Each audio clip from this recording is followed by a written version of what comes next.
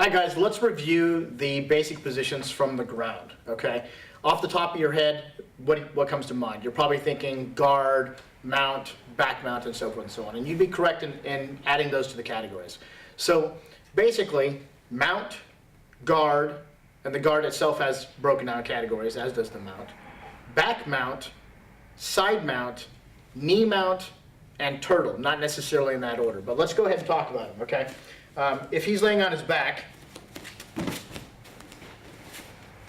so this is basically the mount position, right? The mount is on top. This is the school bully position that everybody's seen as they've grown up to grammar school, junior high, high school, that kind of thing. The mount is an incredibly powerful position, and it's just one of the many that you're going to encounter, both from an offensive and defensive standpoint when you're doing ground work. Remember, we teach 5 ranges: kicking, trapping, striking, grappling, ground, and in all of those ranges they have their own categories. These are the categories for the ground, right? So this is the mount. The back mount would be if I'm mounted either on top like this here, or I could have him pulled back on top of me, my hook's in, for example, and I'm working to get a choke or sitting. This is also a form of the back mount. For example, I could be putting in a choke or something of this nature here, a rear naked carotid restraint as we call it. The guard position, this is a closed guard, open guard, and half guard. Those are the basic positions from the guard, and again, this would be defensive and he would be offensive at this point, and those are sort of interchangeable. And then, go ahead and lay on your back. Side control, essentially I'm 90 degrees to his body, right, or perpendicular to his body, and I'm moving from this position. And there's a variety of positions as well from the side mount. You could, for example, get into a scarf control and turn my body outward and away. I can be here, I can rotate around, get into the other side, but that's basically the side mount. And then there's knee on chest. Okay, knee on chest is actually a pretty dominant position. It's used by law enforcement quite often.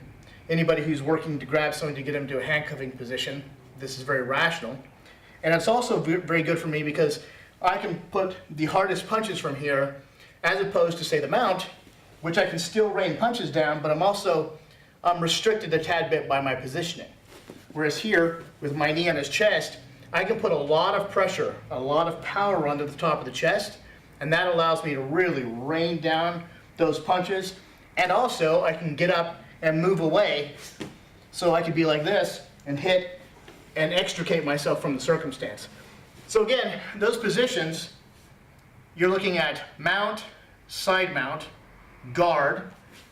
The guard has its broken down positions, back mount, and then of course we're also looking at the turtle. So if he posts on his hands and knees, this is really common in wrestling. So if you're ever engaged with a wrestler and you're moving around on the ground, it won't be uncommon for somebody to get to this position. You would never really want to end up here, but if you really, if you're in the middle of a ground grappling situation or ground fighting situation, it's very likely that you will end up here at some point, if only momentarily, as the fight is going on, right? Now this is, we call it posting, but the actual turtle mount is here, or it can be really drawn in where he's brought his hands down, his elbows down, and tucked his head into a very tight turtle position because he's trying to protect himself, right? He's trying to keep himself from getting hurt, and he's making himself a smaller target, if you will, momentarily. Again, you don't want to stay here. This is very, very dangerous, but it is a position you need to learn to fight from, if not only for a moment as you transition from this particular position to another position. So again, those are the basic ones that we cover for the most part. There's others like north and south and that kind of thing, but those are all sort of transitionary as well.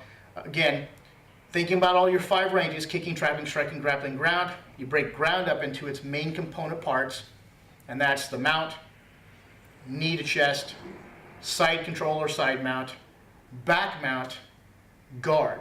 Those are the basic ones that we're going to work from, and of course the turtle that we just did. Make sense?